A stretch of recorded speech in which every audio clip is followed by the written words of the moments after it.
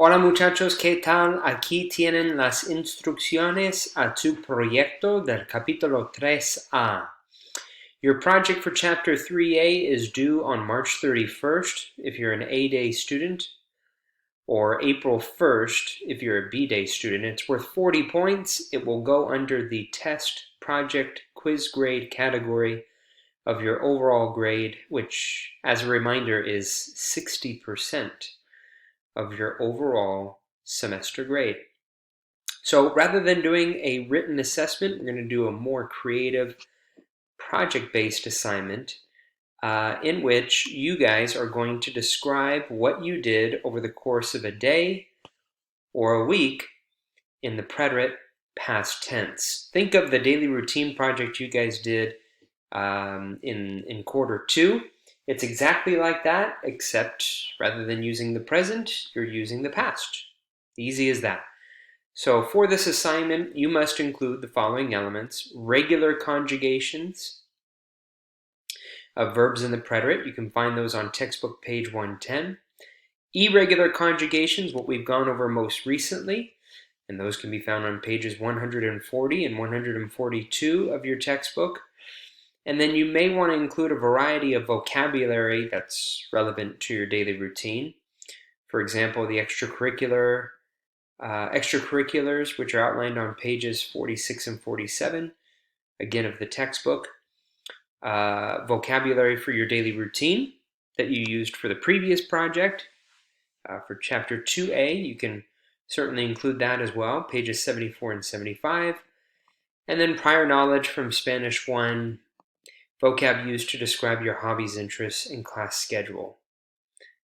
Tus clases, jugar videojuegos, practicar deportes, leer, dibujar, escribir, cantar, bailar, escuchar música, right? All that fundamental Spanish 1 vocab that we've used periodically throughout the year.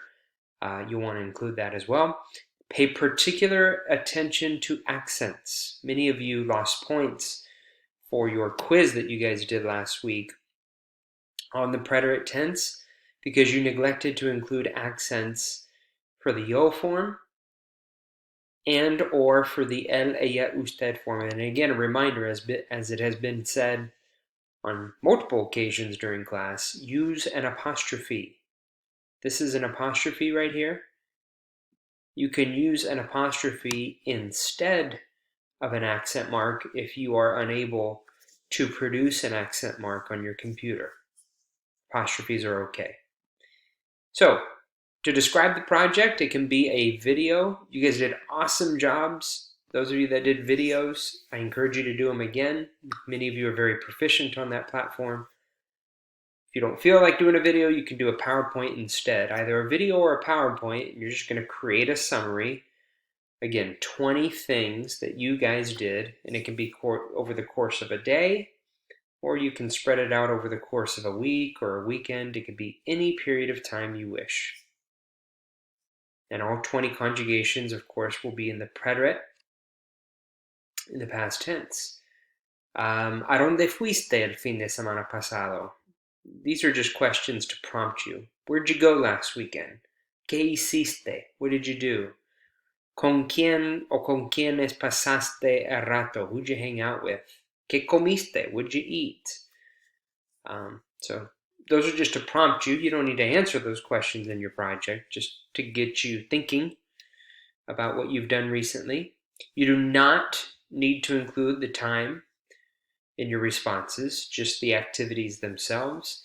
And among your 20 conjugations, you must include at least one example from each point of view. So at least one example of verbs in the yo form, in the tu form, in the él, ella, usted form, in the nosotros form, first person plural, and then in the ellos, ellas, ustedes form. So there are 5 points of view. You don't need to do vosotros, right? Vosotros you can neglect, but the other 5 you need to include at least one example. The majority are probably going to be in the yo form, I would imagine, and that's okay. But I need to see at least one example of each of those 5 points of view, as outlined there. Conjugation should be used in a complete sentence, as you do for your warm-up, or just about any other assignment. And then if you're doing a PPT, you need to include original photos that you have taken for each of your 20 conjugations. You can click here if you'd like to see an example PowerPoint. I don't have an example video that I can upload, unfortunately. So I encourage you guys, some of you may end up doing videos. I encourage you to do so. That way I have examples to share with students down the line.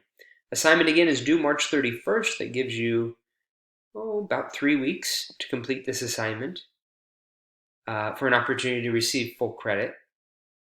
And any submissions in which evidence of Google Translate is used, some of you still intend on just putting a whole sentence in Google Translate, copy paste.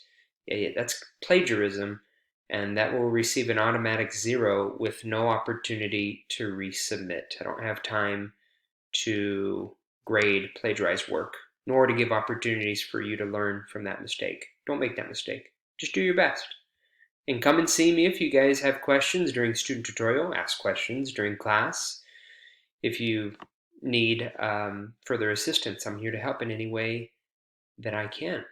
So that is your assignment. I hope you guys enjoy it. It's just you doing your thing. The only thing that you need to do different is just take inventory of those things in Spanish. That's the work, but it's just documenting what it is that you already do over the course of a day or a weekend or an entire week. So enjoy the assignment, and please reach out if you guys have any questions.